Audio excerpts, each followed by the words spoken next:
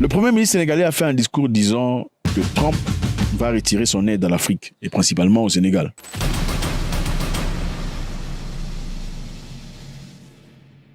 J'ai toujours été partisan de la charité.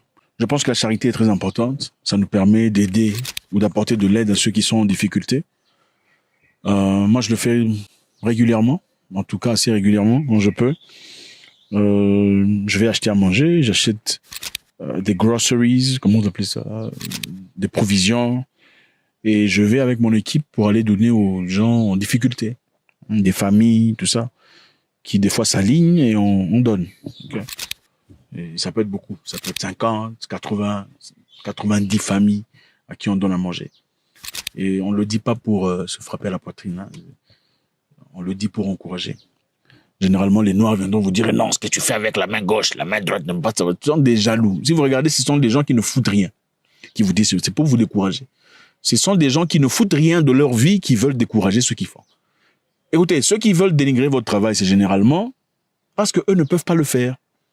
Vous savez comment ça se passe? Quand un homme veut d'une femme, ou quand des hommes veulent d'une femme, une femme jolie dans le quartier, tout ça, qui se balade dans le parage, quand on l'appelle, « Hey, salut, tantine, excuse », elle ne répond pas. Qu'est-ce qu'ils font? Ils commencent à l'insulter. « Hey, toi, tu te prends pour qui? Tu prends... » Voilà, c'est exactement le même concept. Mais si la fille venait, on n'allait pas lui dire qu'elle était moche. Mais on lui dirait, regarde même son visage, la grosse tête, je pense que tu... Voilà, pourquoi? Parce qu'elle n'a pas voulu.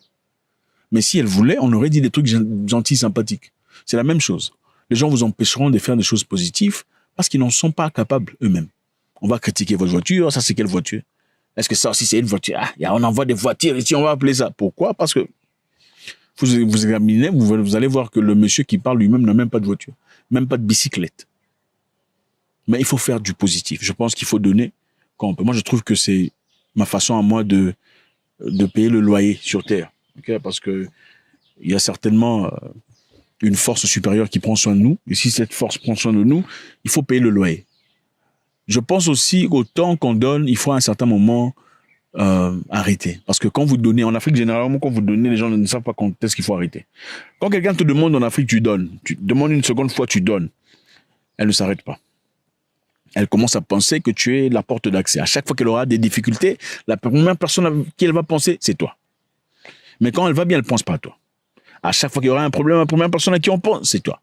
Donc, à un certain moment, il faut arrêter. Je suis de ceux qui pensent qu'à un certain moment, il faut arrêter. Pourquoi? Parce que quand vous donnez tout le temps, vous empêchez à cette personne de prendre responsabilité. Vous est-il déjà arrivé une fois, une personne vous déçoit, ou une situation décevante, vous êtes en difficulté, vous n'avez pas d'argent, vous ne savez pas comment vous avez payé le loyer. L'argent que vous attendiez ou attendiez n'est pas venu. OK? Mais vous avez trouvé une solution. C'est ça le secret. À un moment donné, les difficultés ou le refus vous poussent à trouver des solutions à vous-même et des solutions permanentes. C'est bien ça. Le Premier ministre sénégalais a fait un discours disant que Trump va retirer son aide à l'Afrique, et principalement au Sénégal, dans ce cas. Il a dit que Trump retirait son argent pendant au moins 3 mois. Et ceci a démontré clairement l'incapacité des pays africains de se tenir debout de leurs propres jambes.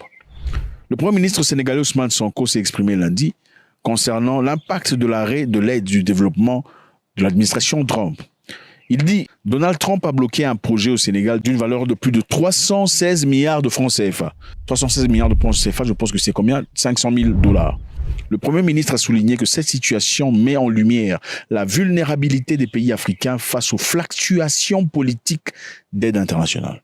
Face à quoi? Aux fluctuations des politiques d'aide internationale. C'est-à-dire, ceci met à nu, c'est met en lumière, ça dévoile la vulnérabilité, l'incapacité, la pauvreté des Africains face aux fluctuations, changements des politiques d'aide internationale. Donc, si la politique d'aide internationale change, les Africains tombent. S'ils sont heureux, vous êtes heureux. S'ils sont en colère, vous allez pleurer. C'est ça, c'est simple. Donc, vous êtes incapable de prendre soin de vous-même.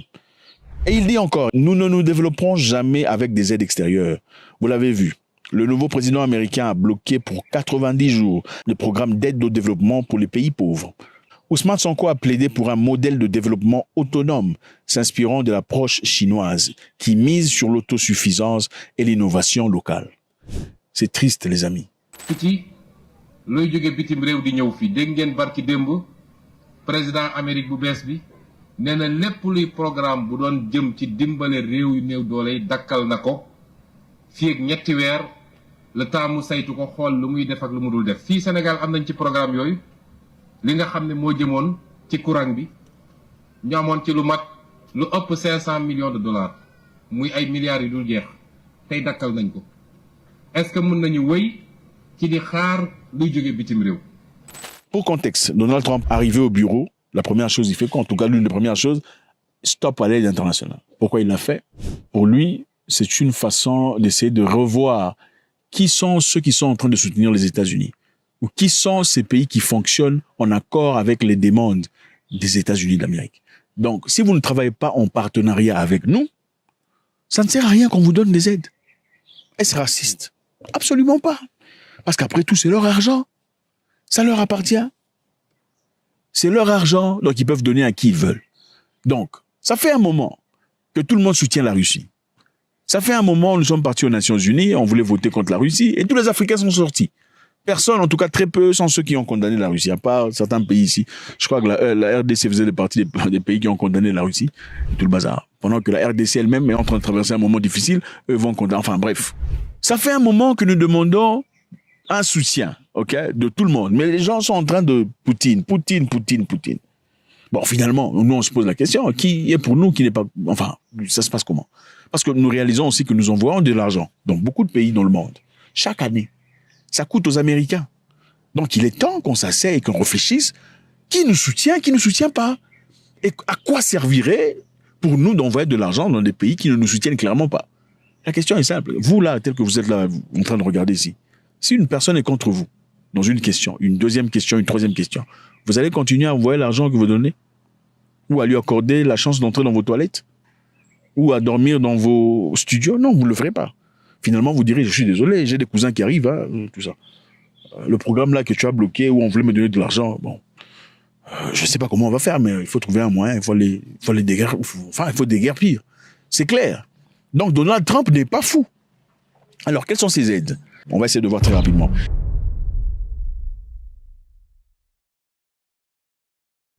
De nombreux pays africains dépendent de l'aide étrangère pour financer les programmes de soins de santé, notamment contre le VIH, le paludisme, la tuberculose. Les coupes budgétaires pourraient entraîner des pénuries de médicaments essentiels, un accès réduit au traitement et un affaiblissement des systèmes de santé. Les amis, c'est honteux parce que ce matin, je regardais sur TikTok, il y a une jeune africaine là en train de dire, écoutez, aujourd'hui, c'est la dernière fois, je prends mes dernières pilules, hein, mes derniers ARV, c'est quoi, antirétroviral. Je prends mes derniers antirétrovirales, ensuite, je sais pas comment on va faire. On vient de me dire qu'il n'y a plus de stock. Donc là, les gens ont commencé à dire, oh RIP, que ton âme repose en paix. Bon, les gens font de la rigolade, mais c'est honteux, c'est triste. C'est honteux et triste de voir que finalement, depuis toutes ces années, vous n'avez pas acquis la capacité, ni l'intelligence, ni le sens d'investissement pour commencer à produire vos propres ARVs. En 2024, c'est incroyable. Regardez, ce ne sont pas seulement les pays africains qui reçoivent de l'aide. Les pays européens ont aussi reçu de l'aide. Après la Deuxième Guerre mondiale, la France, l'Allemagne, l'Italie ont reçu de l'aide pour reconstruire leur pays qui était complètement dévasté. Ils ont reçu de l'aide venant des États-Unis d'Amérique. Mais aujourd'hui, ils n'en ont plus besoin. L'Espagne, le Portugal, la Grèce en 2008 avaient reçu de l'aide venant des États-Unis d'Amérique pour se soulever de sa crise. Mais la plupart de ces pays, l'Irlande aussi, aujourd'hui n'en reçoivent plus. Pourquoi? Parce qu'ils ont appris, après avoir reçu de l'aide, il faut apprendre à pêcher de soi-même. Il faut apprendre à devenir autonome. Mais les Africains sont des mendiants naturels, comme le disait Sankara. Ce sont des mendiants. Un Africain, quand tu l'aides une fois, tu l'aides une seconde fois, il pense que tu es une porte ouverte. Quand je suis en difficulté, c'est lui que je vais appeler. Non! Vous savez, moi, je respecte beaucoup les Blancs par rapport à quelque chose. Les Blancs, généralement, vous le sortez, vous voulez lui offrir quelque chose, il dit non. Ah non, merci. Non, ça ne vaut pas la peine. Non, don't do that. Non, I will pay. Les Noirs ne veulent pas. Ils font tout semblant là dans un coin. Celui-ci regarde sa montre. L'autre regarde, je sais pas, un journal. L'autre fait semblant de parler à quelqu'un là-bas. Quelqu'un prend un appel téléphonique soudain, quand il faut payer. Mais tout le monde était là en train de rire, il n'y avait pas de souci. Tout le monde mangeait, on riait, tout ça. Enfin, quand la serveuse emmène l'histoire pour payer, là, tu as ton téléphone, tu veux, oui, cette histoire, non, attends, écoute, tu vas marcher. L'autre fait semblant de... Non, mais c'est honteux. Il faut avoir le courage de payer. Il faut avoir cette mentalité, cette grandeur d'esprit. Je vais ici, je me fais respecter, même s'il y a des grands. C'est moi qui paye. Lui, il est plus riche que moi, mais c'est moi qui paye. Comme ça, il va me respecter davantage. Les gens qui ont de l'argent respectent ceux qui se respectent. Regardez, vous pensez que ceux qui ont de l'argent ne savent pas quand vous êtes en train d'essayer de les soutirer de l'argent. Ils savent. Regarde, celui-ci, il veut manger, il prend là, il a commandé il a commandé la pizza, commandé du champagne, une autre bouteille, parce qu'il sait que c'est moi qui va payer. Il ne le ferait pas de même s'il était tout seul. C'est triste. L'aide revient encore. Donc, pour vos médicaments de VIH, il faut que ça vienne du blanc. C'est malheureux.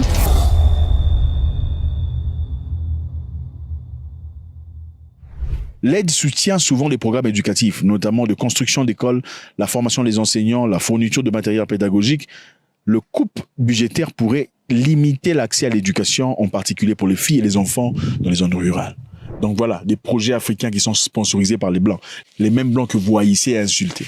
Ils vont vous sponsoriser comment? Il faut prendre une position, soit vous vous en débarrassez complètement, ou bien vous les léchez les culs. Vous pouvez pas avoir les deux. Soit vous vous en débarrassez, ou bien vous les léchez les culs, parce qu'aucune personne normalement constituée vous permettra de vous moquer de sa gueule, tout en retirant de l'argent venant de lui. C'est impossible. Donc jusqu'à aujourd'hui, vous ne savez pas comment créer vos propres écoles, financer vos propres matériels d'enseignement. Il faut que ça vienne de chez autrui. Vous êtes quel genre d'humain? C'est bizarre.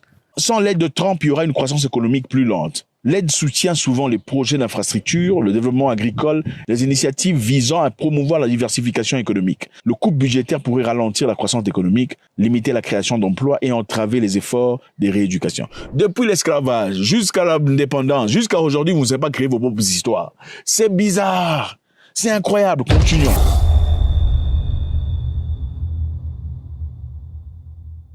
L'aide soutient souvent des programmes visant à améliorer la gouvernance et à promouvoir les droits de l'homme et à lutter contre la corruption. Donc, on vous envoie de l'argent. Le même argent que vous utilisez pour la corruption, le même argent qu'on vous envoie pour améliorer vos pays, vous commencez à dépenser pour ça dans vos histoires personnelles.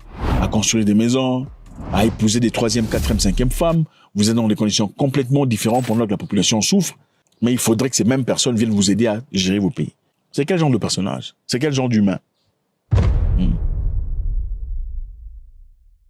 Ousmane Sonko le dit clairement, ceci vient de démontrer la faiblesse d'esprit des Africains, l'incapacité de gérer sa propre vie. Encore une fois, quand vous êtes en difficulté, c'est là, très souvent, là où vous en sortez plus grand. Okay? Il y a deux catégories d'humains. Il y a ceux-là qui deviennent en difficulté des lèche-culs. Oh chef, oh patron. Voilà pourquoi il y a certains endroits en Afrique, moi j'ai pas plu. Je ne foutrai plus la plante de mon pied parce que c'est du n'importe quoi. Les gens sont naturellement esclaves. Je déteste ça. Quelqu'un qui vient là-bas, oh chef, oh le grand chef, pourquoi tu sais qu'il est déjà en train de te préparer spirituellement pour te demander? Il faut avoir de l'honneur. Et ça, ce n'est pas valide partout en Afrique. Partez en Afrique de l'Est. Non, partez dans certains pays en Afrique de l'Est. Vous allez voir, les gens, dans leur pauvreté, ils vous demandent rien. Ils te saluent, ah salut, comment ça va? Un plaisir de vous voir, ça fait longtemps. Fini, il part, mais il est en difficulté. Mais partez par ici. Partez par ici, vous serez choqués. Vous savez, au début de la guerre de l'Ukraine, les Occidentaux s'en prenaient beaucoup à l'Allemagne, parce que l'Allemagne bénéficiait du gaz russe. Et en bénéficiant du gaz russe, cela rendait l'Allemagne fragile à la possibilité de vraiment se lever contre la Russie. Les Allemands ne pouvaient rien dire contre la Russie, parce qu'à cette époque, le gaz européen, à hauteur de 60%, venait de la Russie. Donc, on pouvait vraiment pas faire la guerre à la Russie. Et le président russe s'est servi de ces opportunités pour vraiment s'imposer. C'était un peu genre, si vous vous opposez à moi, je coupe le gaz. Qu'est-ce que les Ukrainiens ont fait avec leurs amis américains? Ils sont partis détruire le gazoduc. Ils ont placé des bombes, ils ont explosé ça. C'était pourquoi? C'était pour forcer l'Allemagne et le reste des Européens à trouver des moyens alternatifs. Et aujourd'hui, n'ont-ils pas des moyens alternatifs? Bien sûr. La Norvège envoie le gaz à l'Europe. Et il y a le gaz liquéfié qui vient des États-Unis, bien que c'est très cher. Mais aujourd'hui, ils vivent. Ils ne sont plus totalement dépendants comme ils étaient dans le passé. Et ils ont pris le pouvoir qu'avait la Russie sur eux. C'est exactement ce que les Africains ont besoin de faire. C'est une façon de Trump de vous montrer, regardez, vous n'êtes rien sans moi. Vous n'êtes absolument rien sans les États-Unis. Donc vous avez des devoirs à obéir et à vous gêner. Vous avez des devoirs à obéir et vous agénuer. Sinon, ça n'a aucun sens. Vous ne pouvez pas vous plaindre. Faites-moi savoir ce que vous en pensez, c'est toujours avec beaucoup de plaisir. God bless. L'OTAN vient de lancer une attaque contre la Russie.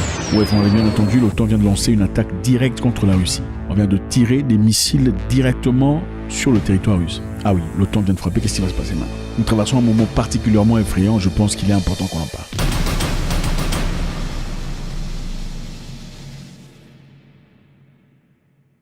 Ça fait un moment depuis la dernière fois qu'on a parlé de la Russie et je crois qu'il faudrait qu'on y touche. En fait, ça s'est passé ce matin. Ce matin-ci, l'OTAN a frappé directement en Russie. Qu'est-ce qu'ils ont touché? Ils ont touché une usine de production chimique dans la région de Bryansk. Okay? Un général ukrainien a en effet salué les forces pour l'attaque combinée. Il a salué, acclamé les forces, disons félicitations. Il a confirmé que le Storm Shadow a été utilisé. Qu'est-ce qu'on a utilisé? Le Storm Shadow. Le Storm Shadow a été utilisé pour détruire une usine chimique en Russie. Cette usine chimique produit des poudres à canon. Le poudre à canon, évidemment, est très nécessaire pour la création des balles et des armes. Cette usine aussi fabrique des explosifs pour la Russie. C'est l'une des plus grandes usines de la sorte. La Russie en a plusieurs, évidemment, mais celle-là, en tout cas, fait partie des plus grandes. L'usine produit la poudre à canon, elle fabrique des explosifs, elle produit aussi du propégol pour roquettes, pour nombreux équipements militaires. Donc, comme vous le voyez, vous le remarquez, c'est un lieu très stratégique pour la Russie. Cette attaque est très stratégique parce que l'attaque est survenue le même jour où le Premier ministre britannique faisait un discours où il a promis d'accroître la pression sur la Russie. Quel genre de pression? Une pression économique, une pression géopolitique sur la défense russe. Nous devons maintenir la pression sur Poutine. La pression économique porte ses fruits et nous devons la maintenir par de nouvelles sanctions, notamment dans le secteur énergétique.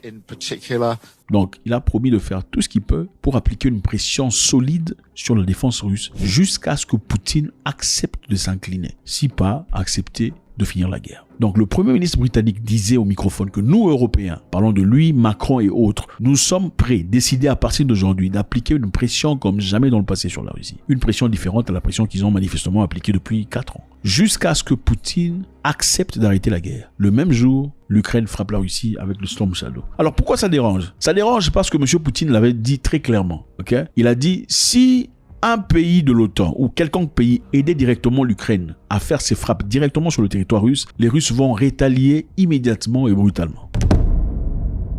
Quelles armes ont été utilisées par l'Ukraine pour faire cette attaque? L'Ukraine a utilisé le Storm Shadow qui sont produits uniquement en Grande-Bretagne. L'Ukraine a aussi utilisé des missiles Neptune qui sont fabriqués localement en Ukraine. Okay? Fabriqués localement en Ukraine, comment? C'est après que Donald Trump eut hésité de donner des missiles à longue distance à l'Ukraine que l'Ukraine avait finalement décidé de commencer à produire ses propres missiles. Mais la réalité est celle-ci. Ce n'est pas vraiment l'Ukraine qui produit ses propres missiles. L'Ukraine est là avec l'aide des pays étrangers pour produire ces missiles. Mais c'est comme si on assemblait des histoires ici et là, et en fin de compte on dit mais dans l'Ukraine. Ça ne veut pas nécessairement dire que ça a été produit sur place, même s'ils en ont les capacités. Alors, pourquoi on en veut à la Grande-Bretagne? Parce que les missiles Storm Shadow ne peuvent pas être utilisés sans l'aide de la Grande-Bretagne. Évidemment, on a besoin de coordonnées satellitaires, on a besoin d'ingénieurs bourrés d'expérience, et l'Ukraine pour l'instant n'en a pas.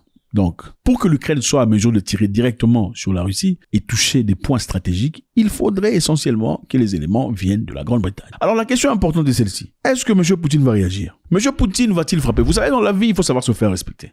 Vous voyez généralement des gens en Afrique, quand ça se passe souvent, un homme qui dit à un autre, si tu es un homme, tu traverses cette ligne, je te montre de quoi je suis capable. Si tu traverses cette ligne, je te montre de quoi je me chauffe. Monsieur traverse la ligne, vous me plantez une autre ligne, si tu traverses celle-ci, je te demande de quoi je me chauffe. Monsieur traverse la ligne, qu'est-ce qui se passe après? En fin de compte, vous perdez le respect parce qu'il comprend que même si touchez les fesses de votre mère, vous ne ferez absolument rien. C'est ça. Donc à un moment donné, il faut savoir se faire respecter. À un moment donné, il faut dire non. Okay? Même si vous vivez chez quelqu'un, il y a une tenue, une façon de vous prendre ou de vous comporter qui exige ou force un respect. Sinon, ça n'a aucune importance. Donc c'est ça. Dans ce cas, est-ce que M. Poutine va laisser passer cette histoire? Parce qu'il a dit. Заговорили о возможности отправки на Украину натовских военных контингентов. Но мы помним судьбу. Тоже есть оружие, да знают об этом. Сейчас только я сказал. Тоже есть оружие, которое может поражать цели на их территории. Et encore une fois, l'une des raisons pour lesquelles les pays européens ne sont pas directement impliqués dans la guerre, en tout cas pas ouvertement, c'est parce qu'ils ont quand même peur quelque part d'une réaction directe de la Russie. Parce que M. Poutine et ses collaborateurs l'ont dit très clairement, si vous osez participer directement dans cette histoire, vous en subirez les conséquences. Maintenant, dans ces conditions où il a dit dans le passé, parce que M. Trump est en train d'éviter de donner les missiles à l'emporter à l'Ukraine pour éviter une escalade. A lot of people don't know. It'll take a minimum of 6 months, usually a year, to learn how to use them. They're highly complex. So the only way a Tomahawk is going to be shot is if we shot it, and we're not going to do that. And we hope that they won't be on for long. We hope that the war will be settled. We just answered having to do with the various forms of missiles and everything else that we're looking at, but we don't think that's going to be necessary. Il a dit ouvertement, nous voulons éviter une escalade. Si Trump essaie d'éviter une escalade, malgré la position et la force que possèdent les États-Unis d'Amérique, comment est-ce que la Grande-Bretagne oserait faire ça? Évidemment accompagné de M. Macron et autres. Il faudrait garder ici à l'esprit une chose. Il faut garder à l'esprit que M. Trump est en train de préparer une réunion avec Poutine, où ils discuteront sur les éventualités de finir la guerre. Et garder aussi à l'esprit que les Européens ne sont pas invités dans cette histoire. Donc Trump finalement se donnera, comme il aime le faire, le luxe de finir probablement la guerre en Ukraine sans l'aide de qui que ce soit et en gagner les conséquences positives. Vous savez, il veut devenir récipiendaire d'un prix Nobel. M. Trump veut le faire sans s'associer aux Européens et les Européens n'aiment pas ça. Je vous rappelle que la France de M. Macron est très furieuse. Parlant de France, M. Macron n'est pas content. Pourquoi? Parce que l'influence qu'avait la France au Mali, au Burkina Faso, dans le Sahel et en Afrique en général a beaucoup diminué depuis la présence russe, en tout cas depuis cet événement. D'ailleurs, dès le départ de la guerre en Ukraine, la France n'était pas vraiment impliquée. C'est quand la France a perdu ses bottes au Mali, au Burkina Faso et au Niger que M. Macron est devenu beaucoup plus vocal parce qu'il voyait évidemment son influence se rétrécir. Alors, cette attaque est une coïncidence ou pas? C'est-à-dire frapper directement quand le ministre anglais dit que nous devons appliquer une pression comme jamais dans le passé sur la Russie. Numéro 2, frapper directement au moment où M. Trump s'apprête à rencontrer Poutine pour discuter sur les éventualités de finir la guerre. N'est-ce pas une façon de faire réagir M. Poutine finalement? C'est-à-dire quand Poutine bombarde l'Europe, et directement, ah, vous voyez ce qu'on vous disait, M. Trump, et tout repart dans le chaos. Il faudra aussi retenir que l'Europe ne veut pas nécessairement la paix, parce que directement, dans cette guerre, il y a beaucoup de choses à bénéficier. Ça, c'est un sujet dont on parlera prochainement. Beaucoup d'entreprises bénéficient largement de la guerre en Ukraine. Les entreprises de fabrication d'armes qui en profitent pour faire des tests de leurs armes, pour voir l'efficacité et tout le bazar. Les entreprises de défense, les entreprises de construction, les entreprises de technologie, de recensement. Le cyber, il y a beaucoup d'entreprises qui gagnent beaucoup d'argent à travers cette guerre. Donc pour eux, finir la guerre n'est pas du bon business. En réalité, continuer cette guerre en Ukraine où ils sont directement pas en train de perdre des hommes serait un très bon business. Alors, en récapitulation, pour essayer de comprendre pourquoi y a-t-il une guerre entre l'Ukraine et la Russie. Okay? On va essayer de voir un peu rapidement. Nous savons qu'il y a de cela plusieurs années, en tout cas dans les années 90, il y a eu un accord ou une discussion entre l'Union soviétique et les pays occidentaux. C'était une discussion très intéressante entre le secrétaire d'État américain James Baker et Mikhail Gorbatchev. Qu'est-ce qui a été dit? La discussion était très simple. Monsieur Gorbatchev, si vous permettez à ce que l'Allemagne de l'Est soit unie à l'Allemagne de l'Ouest, nous ne bougerons pas un seul centimètre vers l'Est. C'est-à-dire, l'OTAN ne fournira aucun effort pour gagner un seul pays à l'Est. Donc, ceci ne portera pas atteinte à l'intégrité de l'Union soviétique. Quelque temps plus tard, l'Allemagne de l'Est et l'Allemagne de l'Ouest se sont réunies. Mais la promesse n'était pas tenue. Parce qu'après cela, plusieurs pays ont commencé à adhérer à l'OTAN, y compris la République tchèque, l'Hongrie, la Pologne, la Bulgarie, l'Estonie, Latvia, la Lituanie, la Roumanie, la Slovaquie et la Slovénie. Donc, au départ, l'OTAN était très loin de la Russie. Mais avec le temps, l'OTAN s'est rapproché. Et en 2014, il y a eu de gros problèmes en Ukraine. À l'époque, avec le président précédent, qui, après avoir reçu des offres venant des Européens, des offres financières, pour devenir pro-européen, on lui avait offert plusieurs millions de dollars qu'il a refusé. Cette femme ici, Victoria Nuland, s'est organisée avec sa clique de personnes pour le renvoyer du pouvoir. Ah oui, c'est une femme, mais ce n'est pas une femme comme ça. En 2014, il y a un coup d'État qui se passe en Ukraine, les choses changent, on installe M. Zelensky, qui est manifestement pro-Ouest. En cette position, il a été très difficile pour les Russes d'accepter la présence de Zelensky. Pourquoi? Parce qu'ils voulaient adhérer à l'OTAN. Et comme la Russie, évidemment, n'est pas tout à fait amie aux pays occidentaux, avoir un pays tel que l'Ukraine faire partie de l'OTAN est un danger éminent à l'existence même de la Russie.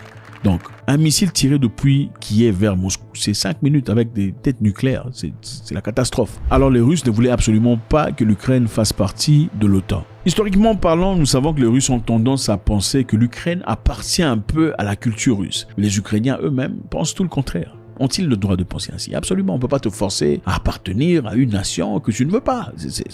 C'est complètement malade. Mais nous savons aussi que jusque-là, les Russes n'ont pas usé de tout ce qu'ils ont comme capacité. Parce qu'il y a des gens, évidemment, qui doutent de leur capacité. Nous savons généralement, quand les États-Unis d'Amérique font une guerre à un pays ou une nation, ils envoient des bombardiers pour aller détruire d'abord les satellites, les radars, les positions de défense importantes, les aéroports. Et ensuite, on voit l'armée de terre. Pourquoi les Russes n'ont pas fait ça? C'est très efficient pourtant. Pourquoi les Russes n'ont pas envoyé leurs avions Pourquoi les Russes n'ont pas envoyé les Su-90, les Su-123, tous ces avions grands? Pourquoi les Russes n'ont pas envoyé les Su-160, les Su-22 pour aller détruire complètement? Parce que certaines personnes pensent que les Russes ont quand même de l'empathie par rapport à l'histoire qu'ils partagent avec l'Ukraine. Ils n'ont donc pas besoin d'anéantir complètement comme le feraient les Occidentaux quand ils font leur guerre. Faites-moi savoir ce que vous en pensez. Est-ce que vous pensez que M. Poutine va réagir à cette attaque? On a détruit une usine chimique de production, des choses très importantes pour l'armée. Est-ce que vous pensez que M. Poutine va directement frapper Londres? Et s'il ne le faisait pas, serait-ce preuve de maturité émotionnelle ou simplement preuve de cowardice et de peur? God bless. En fait, une organisation humanitaire au Kenya, une organisation censée donner de la nourriture aux enfants en difficulté, a bien été arrêtée parce que cette organisation indienne, pendant qu'ils donnaient de la nourriture, avant que les enfants mangent, ces derniers étaient forcés de réciter des prières vers Krishna ou vers la religion indienne. Des petits Africains qui n'ont rien, mais pour manger, en tout cas ici, il faudrait faire la prière de Krishna. C'est une maladie comme pas possible.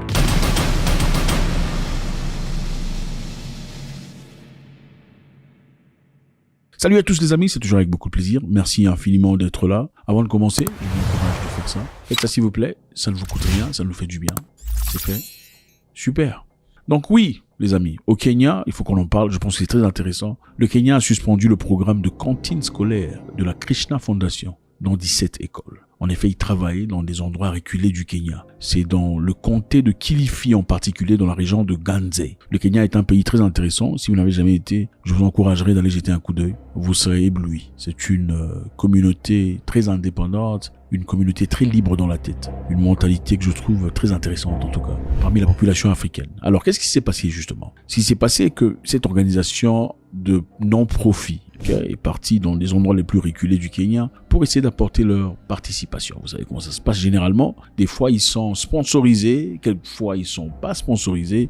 Ils vont en Afrique. Vous savez comment ça se passe. On estime que les Africains sont des mendiants en général. Si pas des mendiants, en tout cas des gens souvent en difficulté. Alors pourquoi ne pas faire un tour en Afrique pour voir comment on peut assister? Mais dans ce cas, c'était différent parce qu'ils ne sont pas seulement partis pour aider les enfants en leur donnant à manger. Il y avait aussi quelque chose d'inédit qui s'est passé. En effet, à chaque fois qu'il y avait présentation de nourriture, les enfants étaient là, venus des foyers en pauvreté manifestement, on a besoin de manger. On leur imposait de faire une prière vers Krishna. Ok? Alors les autorités ont appris ceci. D'abord, regardez comment le professeur est en train d'encourager les enfants.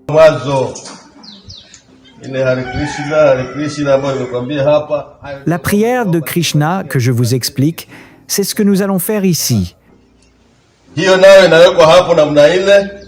Le professeur la traduira en anglais. Vous la trouverez également ici. Commençons par la prière, puis nous mangerons. Il est en train d'expliquer, il faut faire la prière, vous voyez, ce n'est rien.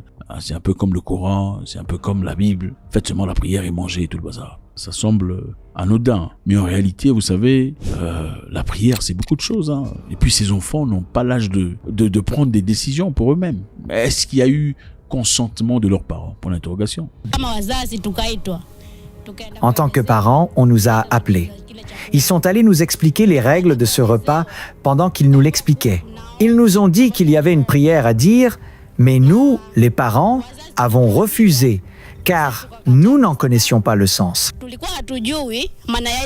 N'importe quel parent ne voudrait pas que n'importe qui vienne raconter n'importe quoi à leurs enfants. Ce serait complètement incohérent. Je pense que si on le faisait à l'insu de l'autorisation des parents, on pourrait être facilement traduit en justice. Alors le gouvernement kényan s'est levé par rapport à ça. Ils sont tout à fait fâchés, ce qui a conduit à l'interdiction des vidéos devenues virales qui montraient des élèves à qui on demandait de réciter des prières hindoues avant de recevoir le repas. Voudriez-vous que vos enfants fassent des récitations de prières hindoues avant d'avoir à manger? Bah écoutez, il faudrait reconnaître qu'il y a eu une vulnérabilité dans cette histoire. La vulnérabilité est simple, il n'y a pas à manger. Comme il n'y a pas à manger, n'importe qui pourrait saisir l'opportunité pour y apporter ce que lui veut après avoir apporté à manger. Voilà pourquoi il est très important d'entretenir ses enfants, sa famille, son foyer et tout ce qui t'appartient. Il faudrait s'assurer de garder la porte de sa maison en fournissant ce qu'il y a de nécessaire. Parce que le ventre creux te fera faire des choses que tu ne veux pas. Même quand tu ne veux pas. Quand le petit a faim, il a vraiment faim. issus d'une famille pauvre. Certainement, les Krishna, machin, histoire, ont apporté des trucs intéressants. Des trucs à manger que l'enfant, généralement, ne mange pas à la maison. Quand vous le faites voir cette histoire, et vous lui demandez, fais la récitation, fais simplement la récitation. Quelles sont les chances? C'est à quel degré que l'enfant aurait le courage de refuser de le faire? À moins qu'il ne soit vraiment entraîné par les parents. Il faudrait le dire, comment les Indiens sont arrivés au Kenya. C'est une histoire historique.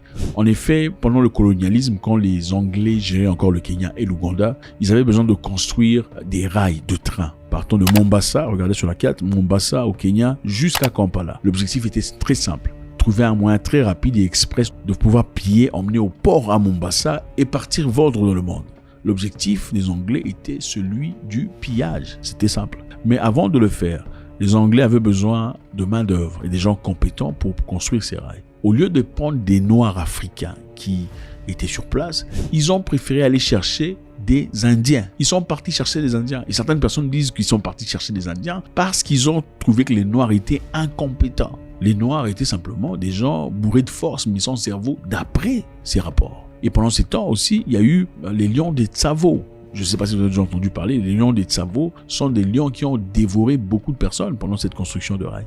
Beaucoup d'Indiens ont été dévorés. Les Blancs aussi ont été dévorés. Donc c'est comme si ça a sauvé les Noirs. Les lions de Tsavo ont mangé des gens comme pas possible, jusqu'à ce qu'il fallait importer un chasseur professionnel venant de la Grande-Bretagne pour venir tuer ces lions. Bon, on a pris aussi les squelettes des lions, on les a vendus aux États-Unis. Jusqu'à présent, on ne les a jamais rendus. Donc, à l'époque, les Anglais ont importé des Indiens. Et après la colonisation, les Anglais sont repartis chez eux. Les Indiens, en tout cas beaucoup parmi eux, sont restés. Certains en Ouganda, d'autres au Kenya. Au fait, je pense qu'au Kenya, ils ont leur propre tribu. On les appelle les Bahindi. Donc, tribu Bahindi. Ils sont enregistrés comme tribus. Et ces Indiens sont ceux qui gèrent évidemment l'économie, les grands business et tout le bazar. C'est les gens qui contrôlent l'économie du pays. Et beaucoup des Noirs travaillent pour ces Indiens, pour la plupart des cas. Et ce sont des gens, malheureusement aujourd'hui, vous trouverez, qui construisent des immeubles, des appartements exclusivement indiens, des restaurants exclusivement indiens, des choses qui sont complètement incohérentes. Et c'est ça. Et aujourd'hui, ils ont leur communauté totalement à part. Ils ne se mélangent pas avec les Noirs. C'est au Kenya, mais c'est leur communauté à part. Ils ne sont pas parmi tout le monde. Nous vivons chez vous, nous profitons de votre passeport, mais nous ne sommes pas vous. C'est un peu comme ça. Le gouvernement a réagi en suspendant les programmes, évoquant la nécessité de respecter la garantie constitutionnelle de liberté religieuse. Donc vous donnez à manger, prétextant que vous le faites par amour et par sympathie, mais en réalité vous êtes en train de violer les garanties constitutionnelles de liberté religieuse de ces enfants. Vous êtes un peu en train de les imposer. Vous mangez, mais on vous impose notre idéologie. Alors, qu'est-ce que vous en pensez? Moi, je pense que c'est une honte pour le Kenya, parce que ça démontre que comment est-ce que ces gens sont parvenus à arriver dans ces endroits pour aller donner à manger. C'est-à-dire que le Kenya est en train de faillir à ses responsabilités. Qui est censé nourrir ces enfants? Et pourquoi ces enfants sont en difficulté? Pourquoi ces enfants sont en difficulté? Il faut combien d'argent pour nourrir, je sais pas, 700 enfants? Même pas $1000. Tout à fait. En Afrique, même pas $1000 pour le faire. Est-ce que le gouvernement kenyan n'a pas ces capacités? Ben écoutez, le Kenya récemment d'ailleurs a payé à peu près $179 000 le mois à un monsieur, un Américain, pour faire du lobbying pour le Kenya chez monsieur Trump. $179 000 de salaire chaque mois, ok? Pendant ce temps-là, il y a beaucoup de Kenyans, beaucoup de médecins kenyans qui sont en difficulté, qui ne vivent pas très bien. Il y a beaucoup de gens au Kenya qui sont obligés de partir en Arabie Saoudite pour travailler comme domestiques afin de se faire une vie. Mais c'est honteux, c'est honteux. Le député de Kilifi Nord, Owen Baya, a critiqué la suspension en qualifiant des précipités et des préjudiciables aux enfants vulnérables qui dépendent de ces repas. Donc, un député kenyan dit la décision a été précipitée. Okay? Ce sont les enfants qui vont souffrir. Ils ne mangeront pas. Il y a des gens qui ont tué la honte. Ils ont tué la honte. C'est ça. C'est ça l'Afrique en général. La maladie qu'on trouve à gauche, on la trouve généralement à droite. Et c'est ça ce genre d'histoire. On ne sait pas comment. C'est indigne. Et vous savez, comme je le dis encore précédemment, si vous ne savez pas comment assurer la responsabilité de votre maison, vous ne savez pas comment gérer votre épouse, malheureusement, ne soyez pas étonné si le boss l'appelle à 4 heures du matin pour lui dire, madame, il faut être là à 7 heures. Même pendant le week-end. Malheureusement, c'est ça. Il faut reconnaître ici, le premier mari de votre femme, si elle est travailleuse, c'est son boss, que vous le vouliez ou pas. Le premier mari de votre femme, si elle travaille, c'est son boss. Écoutez, il y a des moments où vous demandez à votre femme de faire des choses, peut-être pour vous faire un petit truc à manger, ou peut-être passer un petit moment au lit, d'extra et machin histoire. Elle pourrait dire qu'elle est fatiguée. Et c'est tout à fait normal, c'est son droit. C'est tout à fait normal, c'est son droit. C'est samedi, je veux me coucher et tout le bazar. Écoutez, regardez son téléphone sonner pendant que c'est écrit le boss ou le patron qui l'appelle au même moment lui disant, écoutez, madame, je veux vous voir dans 1 heure au bureau. Et regardez si elle dira non. Elle ne dira pas non. Il est donc de votre responsabilité de vous assurer que vous soyez le boss numéro 1 de votre... En ayant évidemment les moyens pour effectuer cette histoire. Sinon, vous êtes, mon cher ami, le deuxième bureau de votre boss. On va en Ouganda. Pourquoi en Ouganda? C'est très intéressant. Ce genre de comportement n'est pas unique. Okay? C'est pas unique au Kenya. C'est une histoire qui s'est passée dans le passé. En fait, en Ouganda, il y a eu une tragédie d'ailleurs qui s'est passée. Comme on disait, la main qui donne est toujours au-dessus de celle qui reçoit. Il y a une jeune femme qui est partie en Ouganda, une jeune blanche américaine, Renée Bash. En fait, Renée Bash est partie en Ouganda prétextant qu'elle était médecin. Elle est d'abord initialement partie comme humanitaire, donnant à manger aux enfants, soignant les enfants avec des petites histoires, donnant des paracétamol, petit à petit des paracétamol, aspirine, traitement des poumons, machin. Elle a commencé à faire des opérations, des chirurgies, sans qualification. Renée Bash, hein, le syndrome de sauveur blanc, incroyable. Une jeune américaine partie au Ouganda pour aller soutenir les Noirs, évidemment aller aider comme ils aiment aider en Afrique. En fin de compte, elle a commencé à distribuer des médicaments et après ça, elle a commencé à faire des opérations chirurgicales. Et malheureusement, elle en a tué beaucoup. Plus de 100 enfants étaient morts entre 2010 et 2015. 100 enfants. 100. Des mères ougandaises ont affirmé avoir été trompées, croyant que Renée Bash était une véritable médecin. Mais en réalité, elle ne l'était pas. Okay? Certains enfants ont été retirés d'hôpitaux pour être transférés à SCH. Imaginez-vous un enfant à l'hôpital ayant été retiré parce qu'on lui a dit, on l'a dit à la maman, que voilà, il y a une organisation au nom de SCH gérée par Renée Bash qui vous donne des soins gratos. Vous retirez l'enfant, évidemment, pour ne pas payer beaucoup d'argent. Vous allez chez Renée Bash, mais c'est une menteuse. Elle ne l'est pas. Okay? Et ces enfants auraient reçu des soins inadaptés ou insuffisants selon les accusations. En 2019, Renée Bash a été poursuivie en justice par 2 mères ougandaises et l'organisation Women Pro Bono Initiative. L'affaire a attiré l'attention internationale, notamment grâce à des groupes No White Saviors, donc des gens qui s'opposent à ces White Savior mentality. White Savior, c'est l'idée selon laquelle certains blancs se perçoivent comme des sauveurs des Noirs, des sauveurs du monde. Alors il y a une organisation au nom de No White Saviors qui s'est levée contre cette histoire.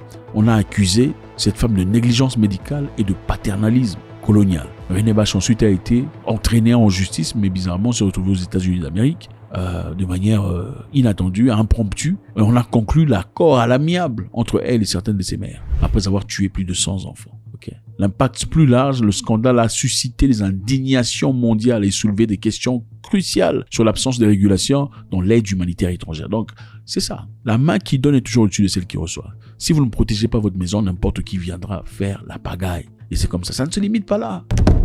Okay. Au Nigeria, c'est une histoire qui s'est passée dans le passé. En 1996, une organisation de pharmaceutique est partie au Nigeria pour aller conduire des tests et des exercices lors de l'épidémie de méningite qui a fait plus de 12 000 morts au Nigeria. Beaucoup de gens étaient tombés à l'époque. La société pharmaceutique Pfizer a emmené des essais cliniques. Et monsieur Bibi, vous connaissez Bibi? Bill, voilà, Billy aussi était là, il avait investi dans cette histoire. Il travaillait sur des antibiotiques expérimentales, la trovafloxacine. Donc Bill a mis de l'argent pour qu'on développe cette histoire. Mais il fallait tester ça chez des humains. Ils sont partis au Nigeria sans consentement des malades et de leurs membres de famille. Ils ont commencé à faire des... Et pendant cette histoire, beaucoup de personnes sont tombées. On parle de 500 personnes. Plus de la moitié de ces personnes ont reçu le médicament expérimental. Okay? Encore une fois, les parents n'ont pas donné leur consentement dans cette histoire. Ils n'avaient pas dit, OK, donnez à nos enfants ces médicaments expérimentaux. Les familles de victimes ont intenté des poursuites judiciaires au Nigeria et aux États-Unis. Évidemment, pour faire tomber Bibi, ce n'est pas facile. OK? Et Pfizer a nié toutes les fautes, mais finit par conclure un accord à l'amiable. OK? À peu près 75 millions de dollars pour compensation et soutien aux familles concernées. 75 millions de dollars, évidemment, c'est pour 500 vies. Je ne sais pas si ça en vaut la peine. Donc, c'est ça, les amis. Alors, merci infiniment, les amis. C'est toujours avec beaucoup de plaisir.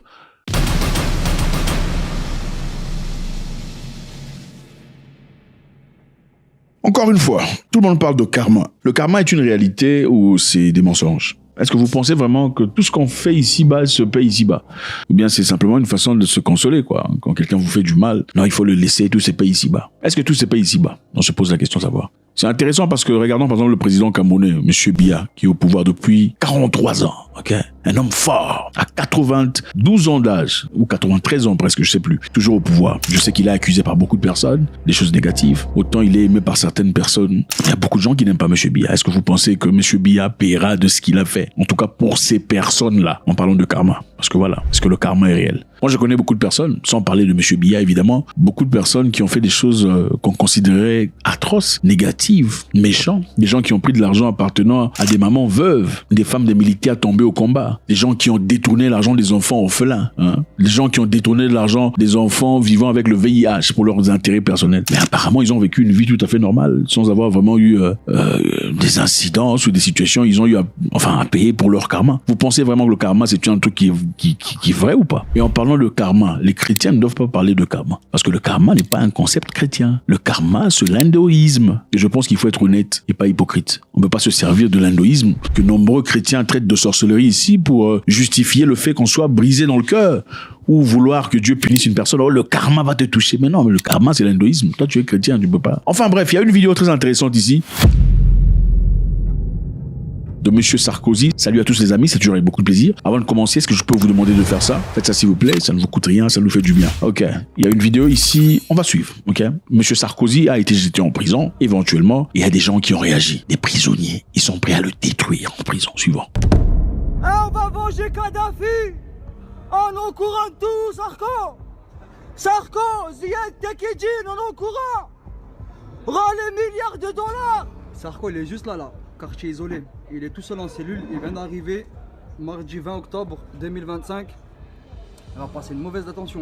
Et voilà, on a clairement flouté la partie là pour pas que l'on sache où se trouve Sarko exactement. Parce qu'on ne sait pas à quelle extension cette vidéo, quelle portée cette vidéo va aller. Et qui verra la vidéo et qui peut-être dans l'immeuble où se trouve Sarkozy se servirait de ces informations pour aller chercher Sarkozy. Sarkozy est dans le pétrin total. Est-ce qu'il aurait pu une seule fois s'imaginer qu'il se retrouverait dans ces conditions? Ouais, comment la vie est bizarre. La vie est très bizarre. La vie, on ne sait pas où on va, on ne comprend jamais où ça s'arrête. C'est ça la vie. Quelqu'un disait, quand vous décollez dans la vie, ne crachez pas pour ceux qui sont restés en bas. Parce que ce sont les mêmes personnes que vous rencontrerez pendant que vous prendrez l'échelle pour descendre. Si ça vous arrive. Quand vous prenez l'avion pour décoller dans la vie, ok? Quand tout va bien, l'argent coule à flot, tout est bien pour vous. Ne crachez pas sur ceux qui sont en bas. Parce que ce sont les mêmes personnes que vous rencontrerez en cas d'atterrissage forcé. Monsieur Sarkozy est là. Alors, qu'est-ce qui s'est passé? Monsieur Sarkozy, évidemment, comme vous le savez, était ministre de l'Intérieur quand il est parti en Libye pour discuter avec monsieur Kadhafi. Kadhafi, à l'époque, n'était pas aimé de gens du tout. Pourquoi? Parce qu'il avait bloqué son pays de tout commerce international. Tout ce qu'il y avait comme investissement occidental n'était pas autorisé en Libye. Pourquoi? Parce que la Libye n'en avait pas besoin. Ils avaient assez d'argent et d'opportunités, de possibilités pour tout le monde. Monsieur Tony Blair et George Bush ne l'aimaient pas du tout. Okay. Ça s'est arrêté au moment où Kadhafi a décidé d'ouvrir un tout petit peu la porte. Donc tout ce qu'il y avait comme McDonald's, KFC, Amazon, Bazaar n'existait pas en Libye. Voilà pourquoi on vous dit le monde est un marché. Votre pays est simplement un marché. Voilà pourquoi on a créé votre pays. Pour en faire un marché. Un marché qu'on appelle quoi? Gabon. Un marché qu'on appelle quoi? Sénégal. Un marché qu'on appelle quoi? Bénin. C'est un marché avec des limitations. La colonisation, c'était pour créer des marchés. C'est-à-dire, si votre pays n'ouvre pas sa porte au marché international, vous avez des problèmes. Regardez l'histoire, ok? La Corée du Nord est traitée comme state rogue, pays voyou. Pourquoi? Le marché international n'est pas introduit dans la Corée du Nord. Ils ont gardé leur authenticité. Regardez le Venezuela, qui n'est pas aimé de tous aussi. Qu'est-ce qui se passe là-bas? Le marché international n'y va. Ok? Le Venezuela a refusé de donner accès au pétrole qu'ils ont au marché américain. Ils ont été condamnés, accusés de tout. Enfin, directement, ils ont été qualifiés d'État voyou dirigé par un dictateur.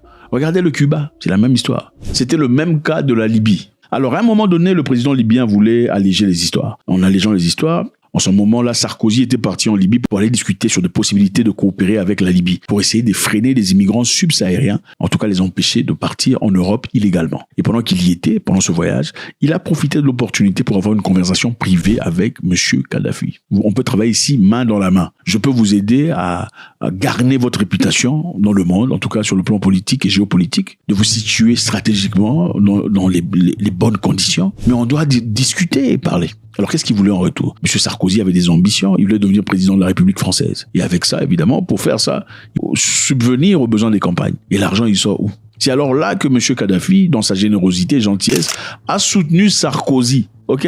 Kadhafi a soutenu Sarkozy dans sa campagne à la présidence. Sarkozy est devenu président. Quelque temps plus tard, Sarkozy a trahi Kadhafi. C'est ça. En 2011, Sarkozy a joué un rôle très important dans la déstabilisation, en accord avec l'OTAN, de monsieur Muammar Kadhafi.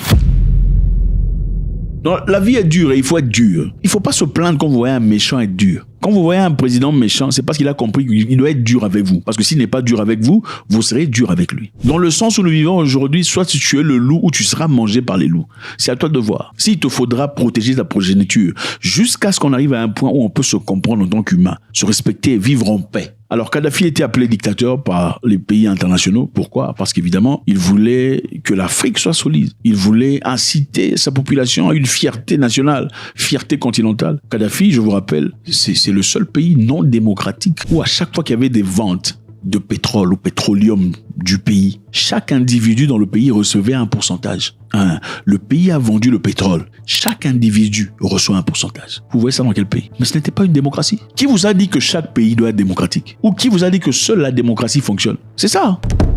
On vous a donné un concept selon lequel la démocratie est la seule façon de gérer les pays correctement. Ce n'est pas vrai. La démocratie est importée et occidentale. Chez Kadhafi, ce n'était pas une démocratie. Monsieur Kadhafi, le dictateur, mais à chaque fois qu'un couple se mariait, ils recevaient $5,000. Chez Kadhafi, un lieu de dictature, à chaque fois qu'ils avaient un enfant, on leur donnait un appartement. C'est une dictature. Chez Kadhafi, à chaque fois qu'une personne était gravement malade, il y avait besoin de soins venant de l'étranger ou d'un pays ou d'une institution basée à l'étranger, le gouvernement s'assurait de disponibiliser de l'argent afin que cette personne parte se faire soigner, accompagnée de membres de sa famille. Tout frais payé par le gouvernement. C'était pas une démocratie. Vous voyez? Alors il était important, numéro 1, de montrer au monde que le système qui fonctionne, c'est seulement la démocratie. Alors comment on le fait? En tuant Kadhafi. Numéro 2, le dinar. Monsieur Kadhafi poussait l'agenda du dinar. Parce qu'il se dit, attendez, depuis quand on nous a dit qu'avoir un petit bout de papier, c'est synonyme d'argent? Qui a commencé cette histoire? En fait, qui a donné de la valeur à un petit bout de papier, comme ça? Qui a donné de la valeur à ça? Depuis quand ça a de la valeur? Depuis quand ça a de la valeur? Ça n'a pas de sens. Un petit bout de papier, on a dessiné, on a écrit, je sais pas quoi là, 1, 0, 0. Ça a de la valeur? Depuis quand? Pourtant, nous qui sommes traités de pauvres, apparemment, nous avons tout ce qu'il faut dans le monde. Nous avons l'or, le diamant, l'uranium, l'étain, les reins, le coltan, tout ce dont ils ont besoin pour la technologie, pour l'avancement, le progrès, c'est trop chez nous. Alors comment ça se fait que nous soyons pauvres, eux sont riches? C'est complètement incohérent. Alors créons le dinar. Le dinar est une monnaie basée sur l'or qui permettra à ce qu'on voit et maintenant qui sera... Voilà. Et si le projet du dinar avait avancé, ça aurait eu un effet d'une bombe à fragmentation contre le dollar. Donc la valeur du dollar aurait succombé totalement. Donc il était important pour les Américains de tuer Kadhafi parce qu'il était trop en avance. Et je pense qu'il y a une leçon très intéressante à apprendre ici. Certaines idées dans la vie, il faut garder à l'intérieur. Ok? Certaines idées de la vie, de progrès, d'avancement, d'amélioration, de changement, il faut garder à l'intérieur. Ne dites à personne jusqu'à ce que vous soyez prêt. Kadhafi avait des belles idées, mais ces idées n'étaient pas encore prêtes. Son idée de dinar était absolument majestueuse, mais ce n'était pas encore prêt. Voilà pourquoi on l'a éliminé. Si on ne le savait pas, peut-être qu'il serait toujours vivant. Donc c'est ça. Alors M. Sarkozy est là. Le ministre de l'Intérieur, Laurent Nunez, a dit, dû au danger que court M. le Président ou ex-président Sarkozy, 2 policiers ont été assignés pour la protection de Sarkozy de manière permanente en prison. Ils vont dormir dans la cellule juste à côté, en face de M. Sarkozy. M. Sarkozy a été placé dans un lieu d'isolement ou quelque chose de comme ça, en détention privée, quoi, pour pas qu'il soit parmi tout le monde. C'est une façon de le protéger. Mais la question qui se pose ici, c'est si les 2 policiers là veulent le faire mal ou s'ils veulent qu'ils prennent 2 ou 3 coups, vous pensez que c'est impossible? Ils peuvent faire semblant, on était un peu distrait et puis un détenu ou des 2 ou 3 ou 4 ont fait un truc. Regarde, suivons encore la vidéo pour voir. Le monsieur qui parle ici s'en fout éperdument. Il est certainement, partant de son accent et son nom, une personne originaire des Maghreb. Suivons encore une fois. On va venger Kadhafi en encourant tous encore. On va venger Kadhafi. Sarko, Ziad Takedine, en encourant. Il a donné son nom. Sarko, Ziad Takedine. Il donne son nom, c'est-à-dire qu'il a même pas peur. Ok? Sarko, Ziad Takedine, c'est moi ici. On va venger Kadhafi. On est au courant de tout, on sait où tu es. Continuons. Rends les milliards de dollars. Sarko, il est Rends les milliards de dollars. juste là, quartier isolé. Il est tout seul en cellule, il vient d'arriver mardi 20 octobre 2025. Le karma existe ou pas? Point d'interrogation. Faites-moi savoir ce que vous en pensez. Balancez un commentaire toujours dans le plaisir total. God bless.